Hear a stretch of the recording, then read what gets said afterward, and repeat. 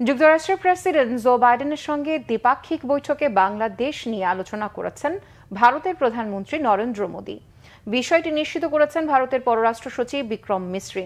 বাংলাদেশের দ্রুত সময়ে স্বাভাবিক পরিস্থিতি ফিরিয়ে আনার প্রয়োজনীয়তা নিয়ে দুই নেতার মধ্যে কথা হয়েছে বলে জানান তিনি। তবে মোদী বাংলাদেশ নিয়ে ঠিক কী বলেছেন সেটি স্পষ্ট করেননি এই ভারতীয় কূটনীতিক। বাংলাদেশ ইস্যু নিয়ে কথা হলেও ভারতীয় প্রধানমন্ত্রী তার এক্স অ্যাকাউন্টে দেয়া পোস্টে বিষয়টি খুব কৌশলে এড়িয়ে গেছেন।